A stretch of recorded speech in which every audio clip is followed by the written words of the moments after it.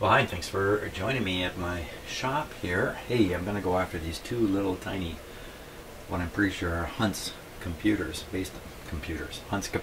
based on the color of them here. And just because they're small, I don't think it means they're any more reliable. And I'm going to try to find them on the schematic here too. So they're mounted right to this tube here, which is tube number 7. Let's see if we can figure this out here. Tube number 7. Okay, here, let me just flip cameras.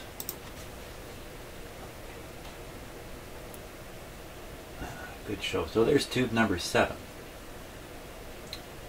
Now, right away I see two capacitors. One right there, 3 nanofarad, and one over here. Excuse me. Oh, here we go. Here we go already. I'd say that says 0.3. This one here. 0.3, and this one says 3. Oh, for crying out loud. And they look absolutely identical here, and I don't think I'm going to be able to read the value until I remove them. To them right there. What pins are they hooked up to? And it's very difficult to pin count. So you can't see the gap under there to count the pins. Well, I'm not going to worry about that. For sure these are the two caps involved. Oh my god, I said caps. I do my best to always say capacitors. Shame on me. Capacitors and potentiometers. Okay. Well, I just cut it out of there and read it. Hopefully I can identify it from reading. We'll just start with that easy one right on the top there. Yeah, ignore the clock on the wall. Okay, I had to hang that clock somewhere, and there was a nail sticking out there, so that's why the clock is there. I don't even think it has a battery in it, so... What time is it really? It's 9:22 in the morning. That's what time it really is. Okay. So, hey, thank you very much for your comments. I took a look at the comments on the last video because of my concerns around the measurements I was making and the fact that the VTV... Oh, boy, that just came right off.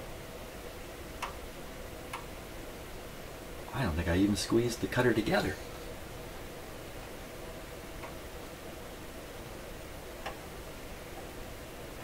I must have cut it. Huh. Wow, okay, so you get to watch the video over again, but I got to keep going here. Just get the focus a little bit sharper there. Isn't that something? Okay. Unless I've got... I'm pretty sure I did not cut that. Now, where did it come from? For crying out loud, I didn't leave the tail because it pulled off. I may have to watch the video. That's a stupid situation here, isn't it? Okay. We got it off. Anyway, what is it? What size is this? Let's take a look here. Uh-oh. This is not looking good.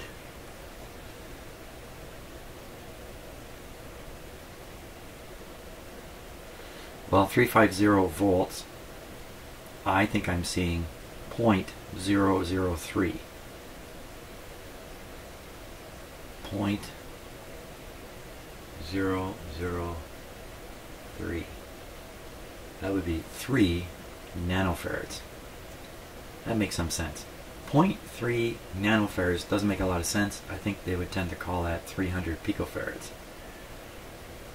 But we'll see when we get the other one off. Anyway, this one is 3 nanofarads. Or 3,000 picofarads. I've got to hunt one of these, something down here. So, stop the video, I get a chance to look at exactly which contact that came from, and find the parts, and carry on. Okay, so let's give this guy a test. It's hard to see, but I've got the capacitor connected right here. With such a small capacitor, you can't afford to have leads coming out here. The capacitance of the leads is greater than the capacitance of the little capacitor. But first, let's check it out for leakage. It's very hard for you to see this in the camera. I'm sorry about that, but this magic eye here has a gap that's going to close when I hit the leakage switch, and then it's going to open at some speed, and it's the speed of its opening that we want to watch. So hard for you to see, you'll have to trust me. 25 volts. Wow, it looks like it's not even in the circuit here. That's 150.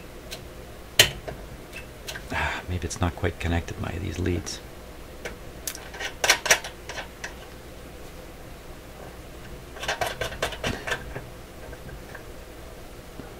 Yeah, I don't think it's connected. Let me push this down a little bit. Okay, hands in the way. Here we go. Still get absolutely zero leakage on it.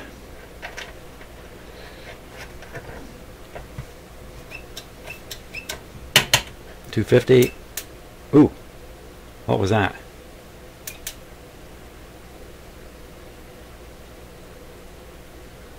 I didn't like the sound of that.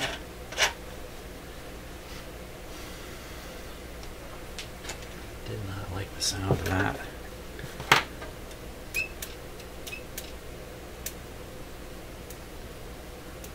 Ooh, something snapping inside this. Phooey. Well, this test is completely bogus here. I haven't gotten anywhere with that. And the only thing I managed to do is poke my finger at the lead. Okay, so unknown condition of this capacitor. Unknown condition of my capacitor checker now too.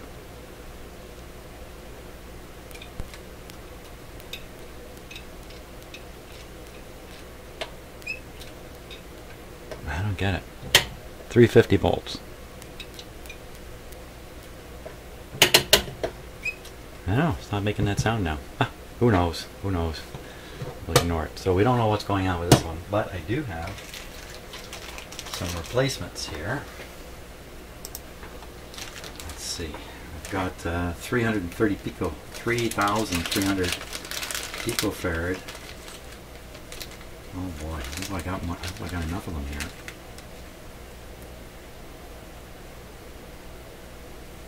That's a 3,900. That's a 33 there. And there's another 33 here. Yeah, okay, so I got two 33s. They're not 3,000, which is what they should be. 3 nanofarad. They are 3.3 nanofarad. Look at the physical size of these. These are 630 volt, and the original was a 250, was it? 350. 350. Wow. A little unusual for the newer capacitor to be bigger than the older one. Now, when I broke open those Hunt's capacitors, there's a couple of things that I didn't really say. One of the things I was looking for when I smashed it open was whether the hermetic seal, the block against water, was this brown plastic material. Like it says Hunt's very clearly there. Was this brown plastic material, or if there was an additional barrier inside here somehow, maybe in the form of wax, just wax. And when I didn't really come out and say this, what I discovered was there's nothing preventing moisture from reaching the capacitive plates, if you like, except this brown material, which we saw was a piece of junk. Look at that, I just stuck my nail through it. That's it. So, wow, I wonder, so I'm going to guess that this plastic has chemically changed over the years. And, wow, I wasn't really expecting to do that. Here you are, a naked Hunt's capacitor. It's the very same as the other one I broke open. So I think it's just, they just simply are not moisture proof. I would guess coming right out of the factory myself, but maybe this plastic had changed its nature over time, and who knows? I don't know. let's put this guy in 3300. You know, did I really say what I'm hoping? I think I said what I'm hoping. I'm hoping the problem with the lower frequencies in the no, you know what? This is not going to help that at all. I was hoping that this would solve the problem with the lower frequencies of the internal modulation oscillator, which don't seem to be kicking in properly. But if there is a capacitor responsible for that, it's going to be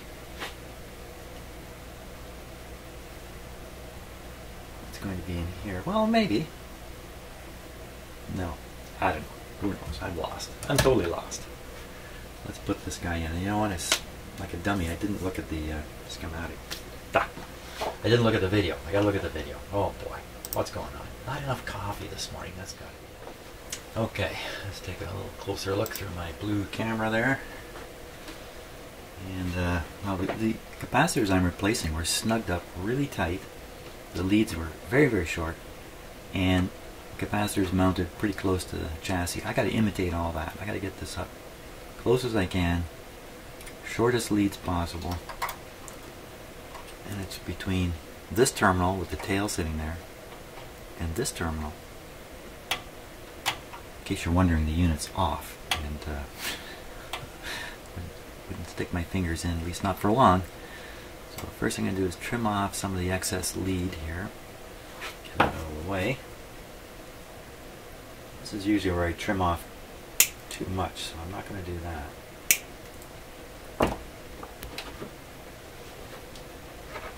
And I need a better pair of pliers here.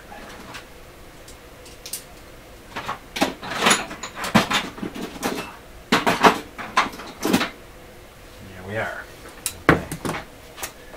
Soon my tools will be in a nice rack, and I won't have to dig through a big pile of tools. So I'm going to attach one side first, and once that's in place, and maybe soldered up, like that.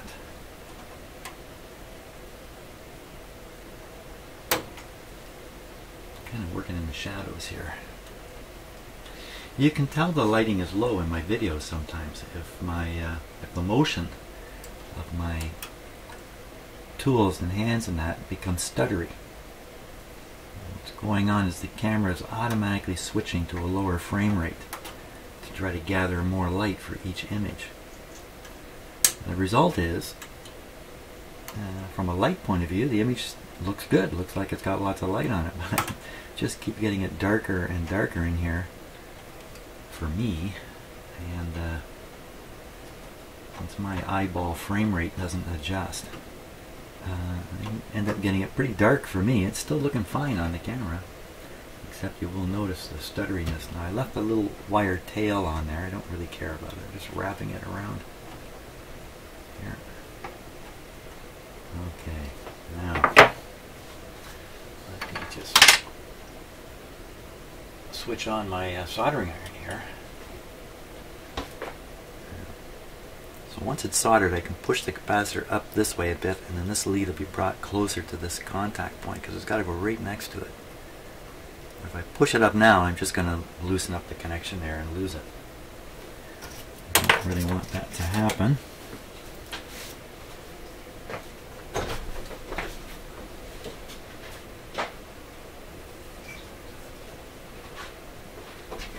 Excuse me while I jump into the laundry room there for a second. Okay. Okie dokie. Soldering iron claims it's ready to go. Let's see if it's telling the truth here. Oh yeah.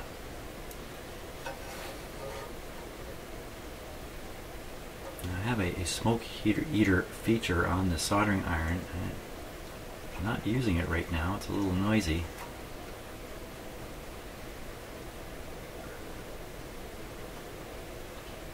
I'm making videos, it's not so good. If I was going to solder a bunch of stuff, I think I'd have it on.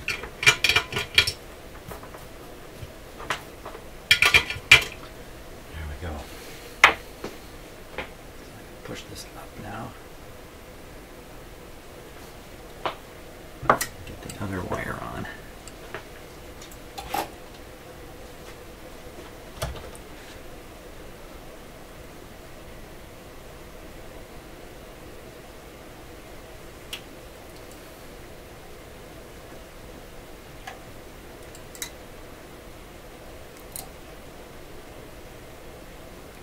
I guess Mr. Hunt found a way to make capacitors a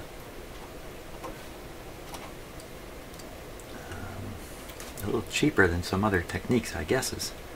You find a lot of Hunt's capacitors in European equipment. They are very, very popular. And I'm not saying Mr. Hunt and his crew were bad guys. I'm sure they weren't. But the challenge here is, how do you know today that something will last 20, 30, 40 years? And the technique that's normally employed is called accelerated life testing. I had to read up on this because of my work with power cables and that. Yeah, power cables. Okay, so without getting into the details of it, the old power cables, which involved lead, paper, and oil, were kind of replaced by new power cables made from an extruded polyethylene plastic. Manufacturers loved it. No lead, no oil, manufacturing way easier.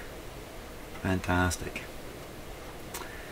But they wanted to know if this plastic insulation would outlive the tried and true paper lead cable. Paper, lead, and oil power cable easily lasts 50 years if you take a little bit of care, and will last 100 years or more if you take a lot of care with how you maintain it and stuff like that. A plastic cable,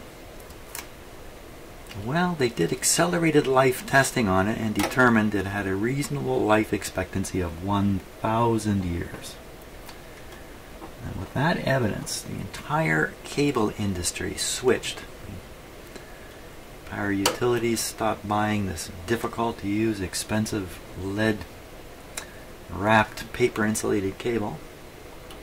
It was kind of invented in the very early 1900s, late 1800s, in favor of the ultra-modern post-war extruded plastic cable. In Canada, the big cities were slow to switch, especially the one I was working in. It was very slow, because the whole system was designed for this other kind of cable. Well, again, without getting into all the details of why plastic cable is crap, my utility didn't go for it so strongly as many others. In the United States, this kind of cable, high molecular weight polyethylene cable, was used in low voltage circuits, underground feeds to people's homes, all over the place. Oh, did I knock my camera down that whole time? Shoot. Well, the 1,000 year cable turned out to only last 11 years. 11 to 12 years. And then it was unreliable after that. So, well, what's this accelerated life testing deal then? Well, what do they do there? Well, you can just imagine what they do. You know what they do. They beat it up. They run whatever it is at high temperatures. They run it with too much voltage. They do all kinds of stuff to apparently accelerate the aging process. And it sounds good. And it's all they can do. Nobody can come up with a better way to sort out the question of whether this thing is going to last a long time or not, except to beat it up and see what happens. But it's akin to this. It's exactly like this. Let's say you want to test 70-year-olds, 70-year-old people. And but you know what? You don't have any 70-year-olds handy to test. Maybe you're going to do some kind of mental test on them or something. You know, who knows what. So, but what you do have handy is a whole bunch of 30-year-old men. Think, well, I'll just take these 30-year-old men and I'll make them like 70-year-old men by, well, I don't know, I'll heat them up and run them around a track for 10 minutes until they're all worn out. Then they'll just be like 70-year-olds. It sounds ridiculous, doesn't it? It is ridiculous. And that's why the 1,000-year cable pretty much went the way of the 1,000-year Reich. It just didn't work in the end.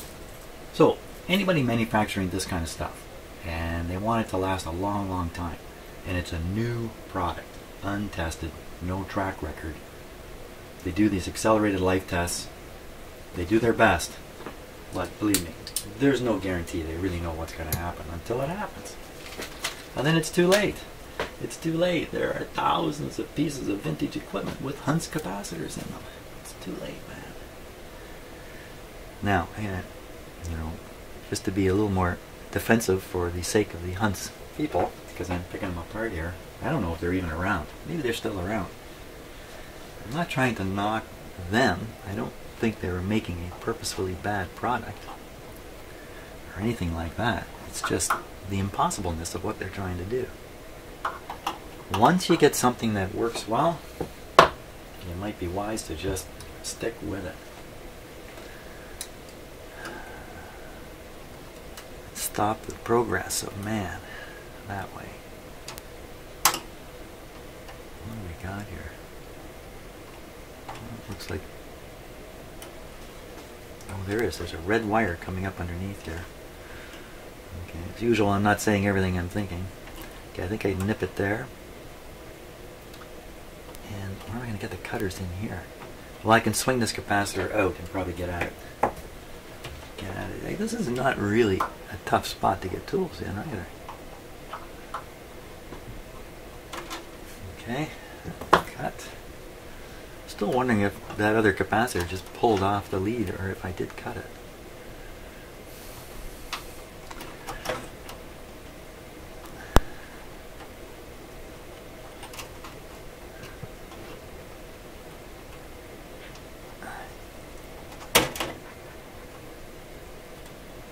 For a minute I thought I pulled this one off.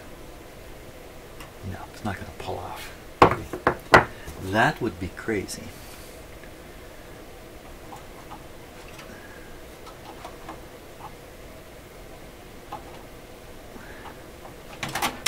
Oh, I got it. I had to lunge. I used the lunging motion there. It's an unsuspecting capacitor. Doesn't know I'm going to lunge at it.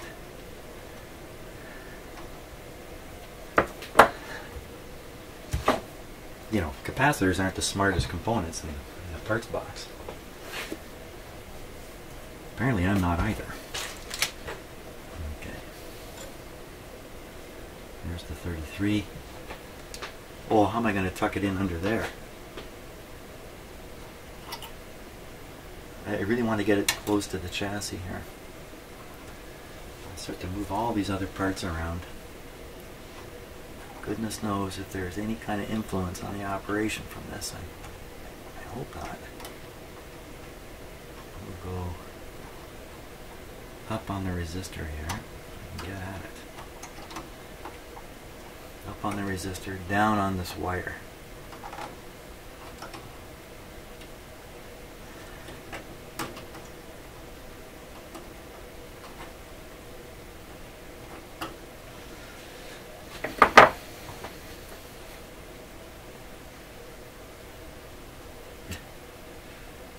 Get it in there.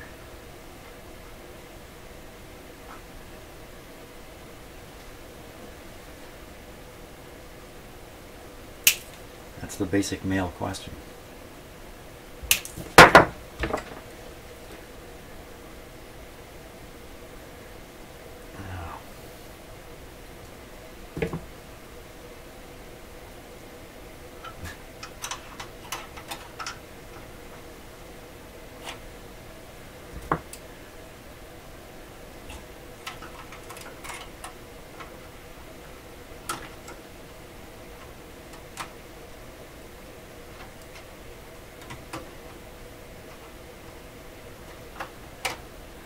Someone raised an interesting question in a comment about the meter on this unit, the meter movement itself.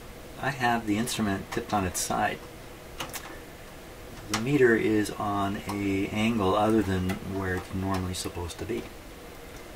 And the question was, would the weight of the pointer cause the meter to misread? And I think the short answer is yeah. Well, the longer answer is not enough to worry about. Oh boy, this is really... See if I can come in this way here. So the meter pointers, they have mass and they have some weight. And they're spring-loaded. They're light. Okay, because they're trying to minimize the effect of the pointer might have on how quickly the meter can respond, all that kind of stuff. There's a pretty big meter on here.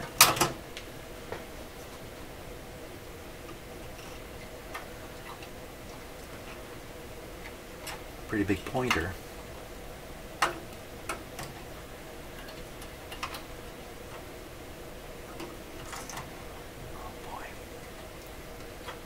Do this bottom one first. I need more light.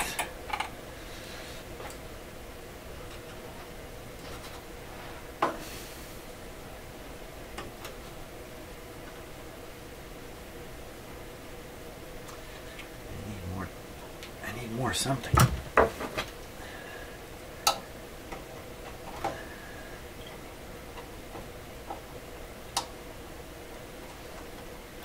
Stabilize it from the top here now.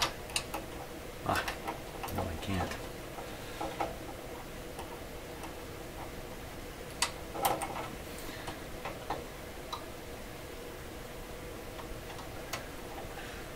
If you notice, I'm not complaining about snow anymore.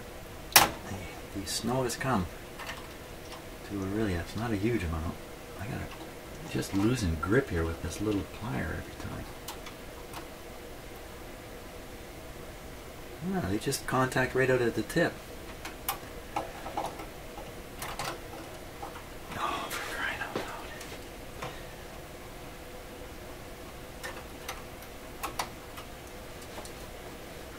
Right, the snow. A couple of years ago, Iridia got 10 feet of snow.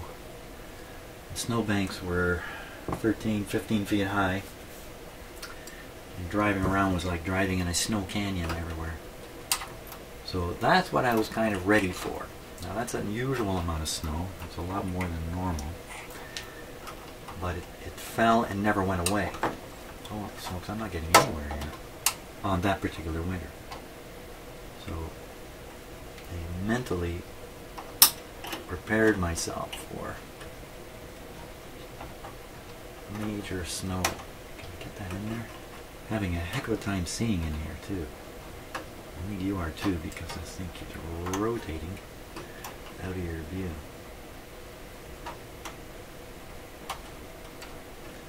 Maybe I'm going to have to tack one end just to get it kind of fixed in place here. This is really an annoying thing.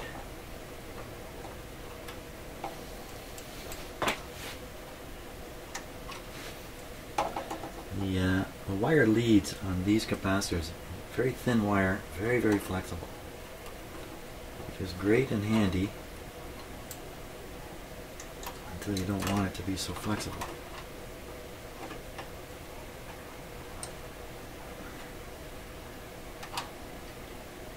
Stay there, it's just going to drop right out.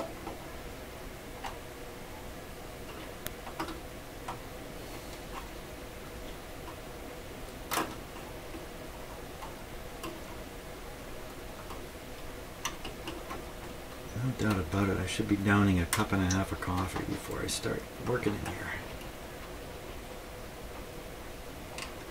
Maybe if I put my magnifiers on, that might help.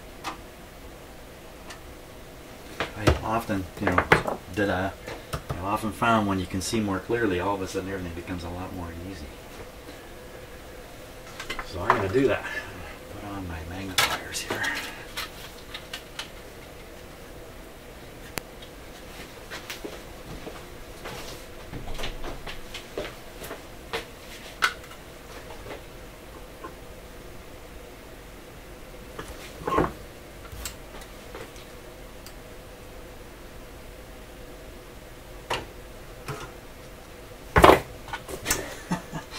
Once I put these magnifiers on, I can see like 4 inches in front of my face and nothing else. Everything else is really blurred. So but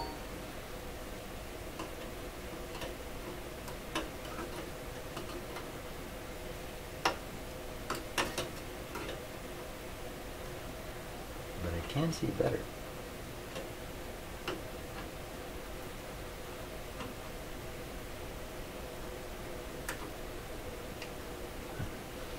Still dropping out. Okay, so I'm going to try to...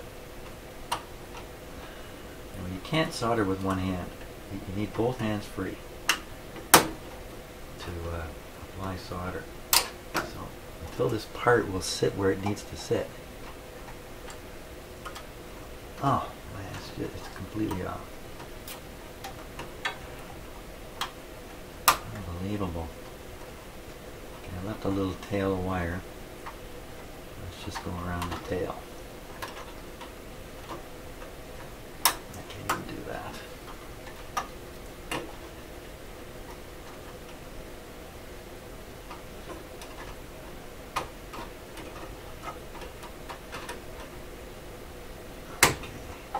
There. Okay. Quick. Quick like a bunny.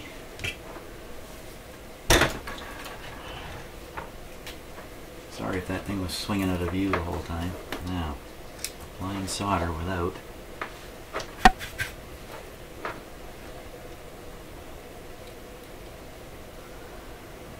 knocking it off.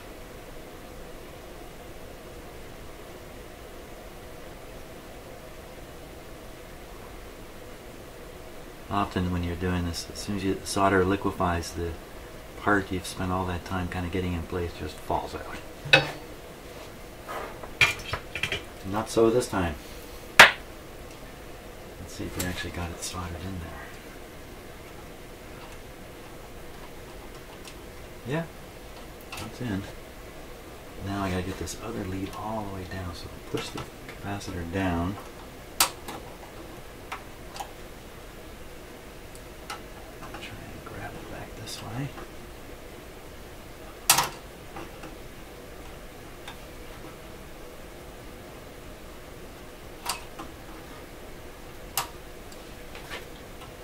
Okay, let's try and grab it this way.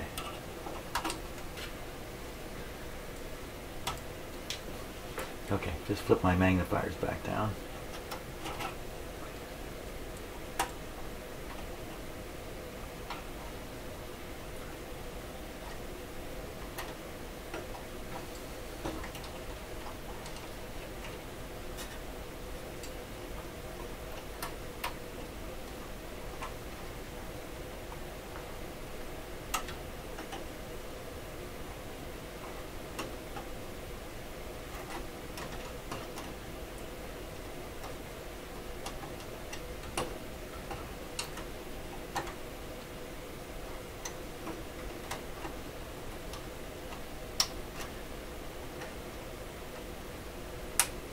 Wow.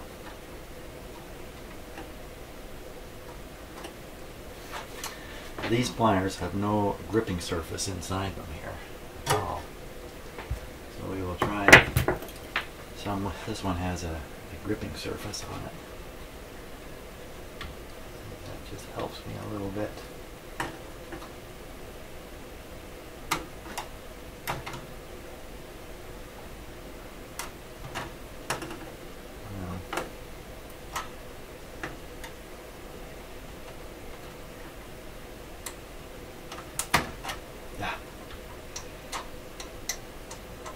Okay, let's solder that.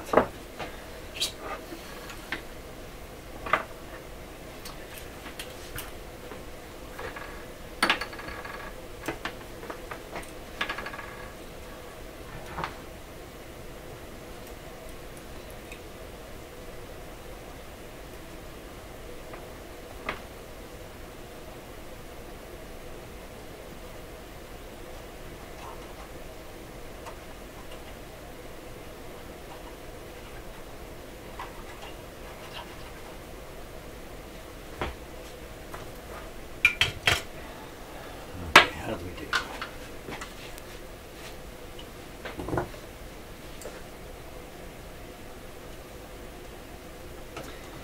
Doesn't look very good.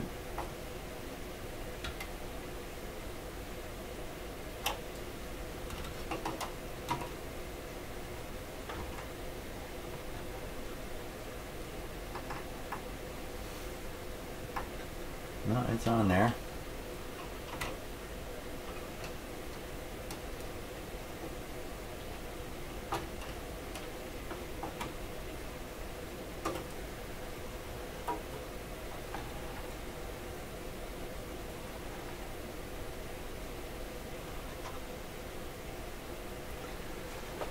Wow, that took an amazingly long time. Now, a couple more capacitors that have kind of got me a little bit freaked out here. These ones right here. 400 picofarad, plus or minus 2%. Very unusual shape of capacitor, and two of them. See the yellow one there? Two of them parallel together like that.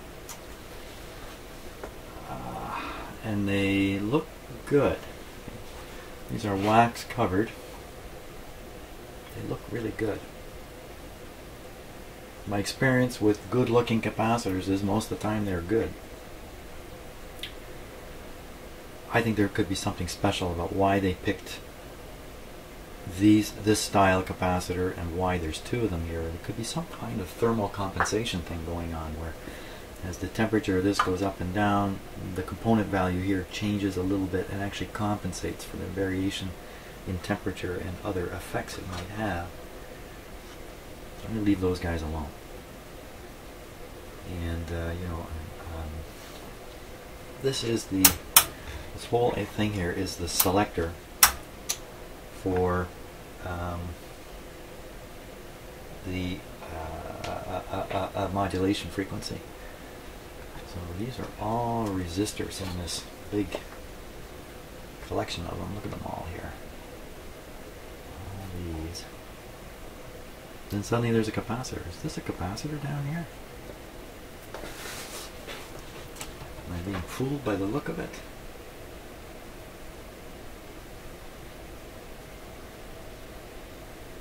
On the circuit diagram,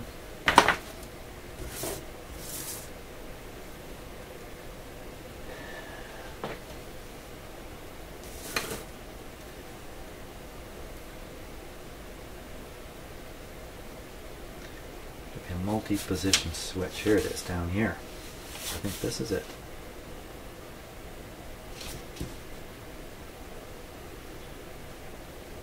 What the heck does that say?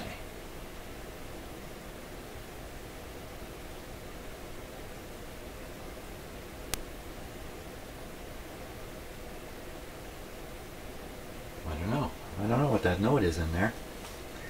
When I look at these parts, these are all resistors. These are all resistors. Now, can I quickly spot the two paralleled capacitors in here?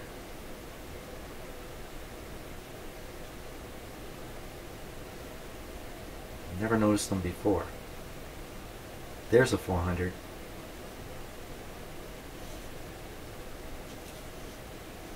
There's a 400 there. And this is a 400.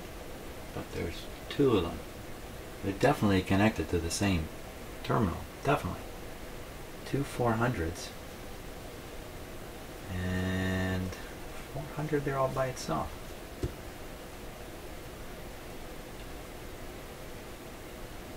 I think it says 4%. And this says 2%.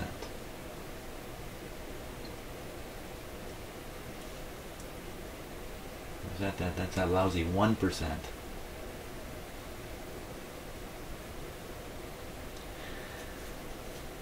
Well, again, well, here's the 800. Hey, 800, there it is, 800.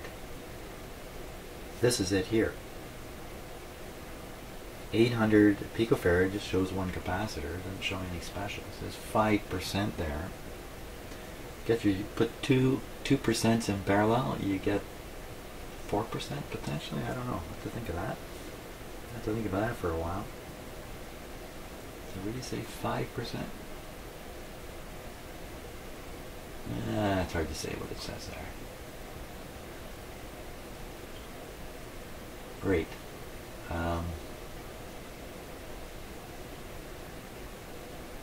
There's kind of a weird thing. What's this thing right beside it? 120 volts, 3 watts. Circle with an X. What the heck is that? It's in the cathode circuit. I expect that to be a resistor there. Like this. Why would they put a circle with an X there? 120 volts, 3 watts. It's right off of pin number something here.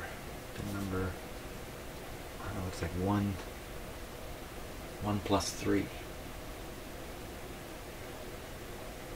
Yeah, I'm hesitating on it because if it's a cathode resistor, it's worth thinking about, especially a 3 watt cathode resistor. That's worth finding.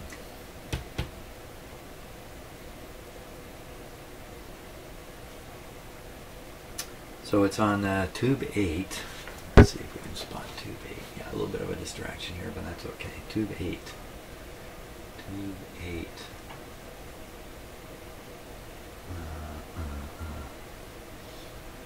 This is 10. This is 8 here. This is tube 8.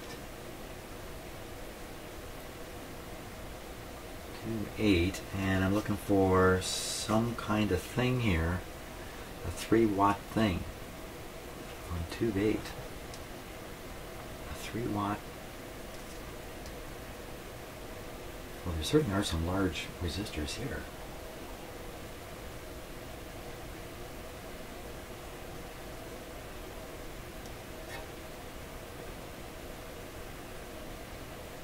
They shouldn't really be on the switch turret though. They should, well, I suppose they could be using available terminals just to achieve this connection without actually being an element of the switch itself, like part of this whole deal.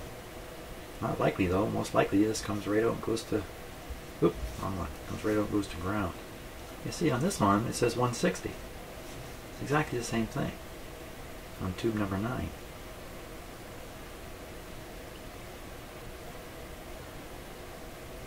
And I almost want to say this is a fuse.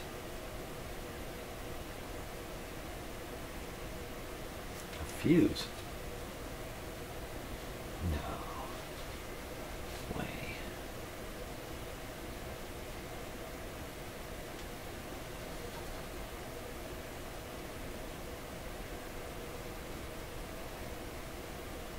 Just looking at the components here. Oh, that's another mystery. Where's the 3 watt resistor for that tube? I don't see it. You know, that's the only thing that's around are these big ones here. 5.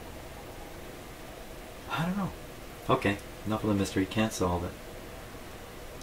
Don't know what's going on.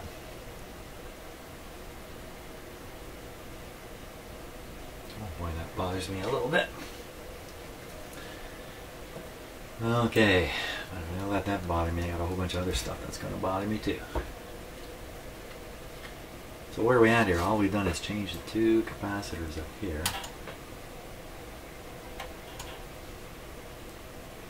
And I really would love to find a couple capacitors to change. It might affect this operation. On the front panel control, when you're selecting the frequency for the internal oscillator, there's a band here, and then there's another band over here. Oh, it's just because of this, kilocycles and cycles.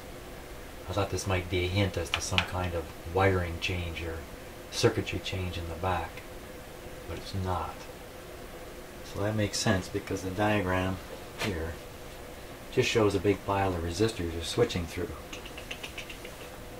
them all.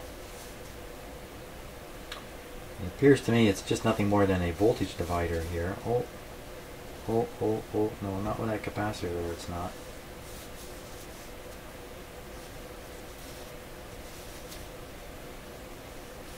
I don't know how this is really working here. Somehow I think these 2 tubes are forming an oscillator though. So if I were a capacitor and I were causing the low frequencies to not operate properly, where would I be best hiding? I'm going to hide on the grid here. These are the two we were looking at. 800 picofarad. If this was low, if this had turned into 100 picofarads, less capacitance, less signal heading this way. Don't think it can be that. If it were this one, then this looks like a feedback line, I would guess. Look, coming out of the cathode, like a cathode follower, maybe signal could come up through here, get on this line, a portion of it fed back, and then loop around, come through again, and there you've got your oscillation happening through that capacitor. That guy, if his capacitance went down, if it wasn't 400 anymore, 200, lower frequencies have a harder time getting through here, or you get a bigger drop across here, or however you want to look at it. That could be a problem. Mr. 400 picofarad, 1% capacitor, 400 picofarad. What's that white guy there? What's that? Hold on. Gotta fix the focus for sure. There we go. If you know who Rick Wakeman is, I look like him right now with my arms crossed. So that's a resistor there. Trying to play too many instruments at once here. So I'm looking for a 400 picofarad capacitor. So that's what one could look like. Is there another one like that in there? No. No. Let's go around the back here. What? I got the focus up just a little too close here.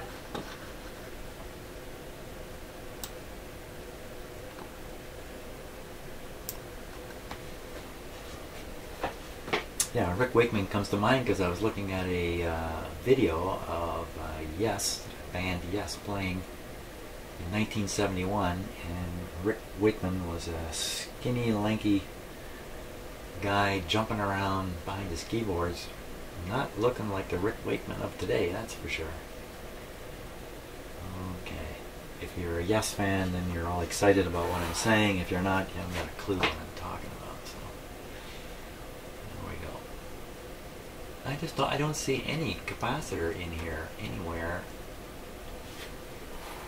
Okay, coming back to the circuit diagram here. Now it's connected right into the top of the switch. So just 1 second here. Okay, got interrupted there, but I've come back and lo and behold, I can see the capacitor. There it is, right there. 400 picofarad. This is 10%. I'm sure on this diagram it said 1%. Yeah, but that doesn't matter. That's fine. 10% is better. I don't feel nearly as concerned about changing this out. Now again, it's got kind of a funny shape to it. But I think I'm going to change this one out. 400 picofarads. So I got to get a 400 picofarad capacitor here. Okay, let's take a closer look. Now, they just don't get easier than this to change out. I'll nip this guy out.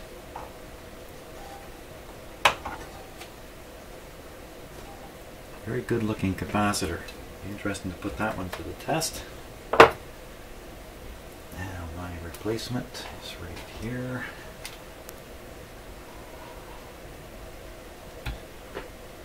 It's a mica capacitor.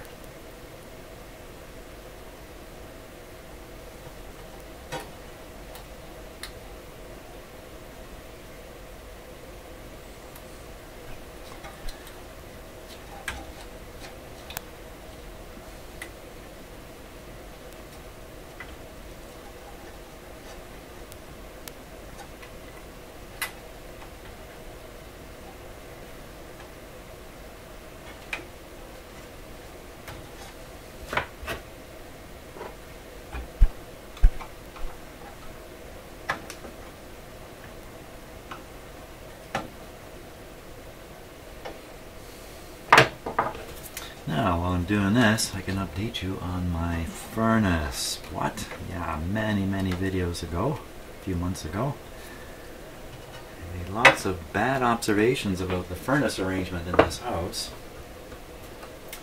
The biggest one being that I have a two-stage furnace. This should be really close here.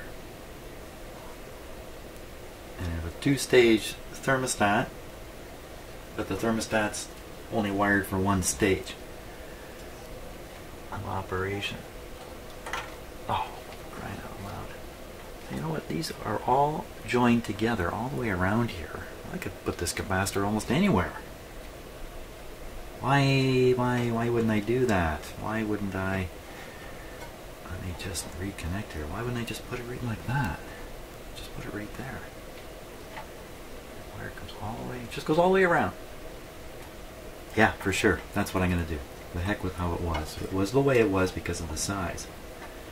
Now I've got a much more appropriate sized capacitor here. I can stick it in right over here, like this. Okay, so my furnace, you know, is designed to work with a single stage or a dual stage thermostat. Either the thermostat does the thinking about which stage the furnace should be in, or the furnace does it on its own. In my case, the furnace does it on its own. I've had to wait for a cold enough day to trigger the second stage in the furnace, and sure enough, it does. It does go into second stage, which means the blower blows harder, the burner burns more gas, and you just deliver more British thermal units into your house. There we go. That's good.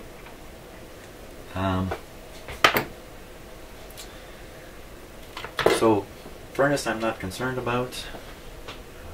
My gas bills have been ordinary so far. I don't know what was going on with the last guy who lived in this house. But I did discover something new. It's quite important, actually. Very easy to fix. It had to do with the windows. The windows in this house are good. They're fairly new. 6 years old. All of them were replaced everywhere. It's a big deal in Canada to have good windows to keep your heating costs down. But what I noticed, without going into a lot of detail here, is some of the large panes in 4 windows. 4 large picture type windows.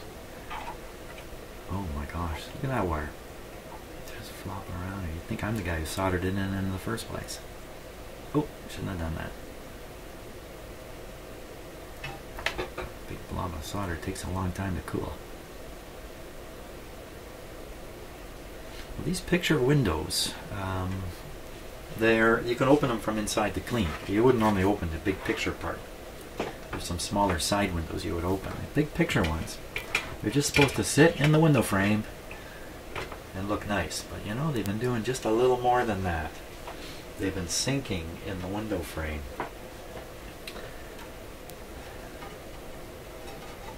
They sink in the window frame enough, and we're talking millimeters, to actually open a gap at the top of the window, right up near the ceiling, up high on the window, where the window, they're very fragile, I think, these things,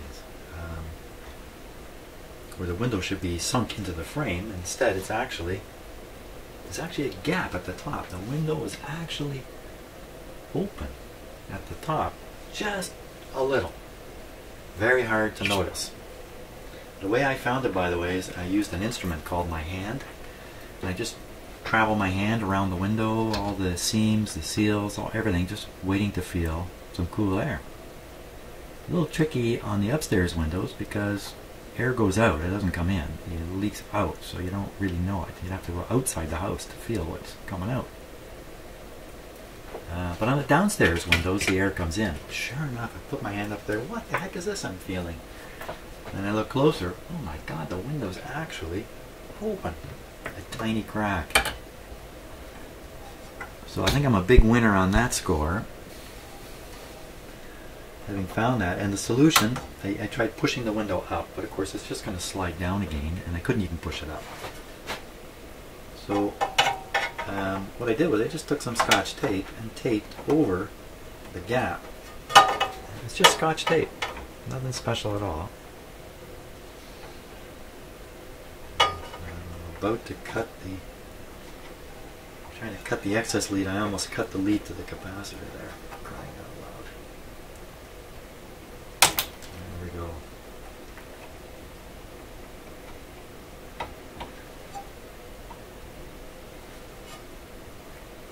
Now that may have brought back the low frequencies from the generator. But I'm afraid we're going to have to wait till tomorrow or later today to find out, because I'm out of time. I gotta go.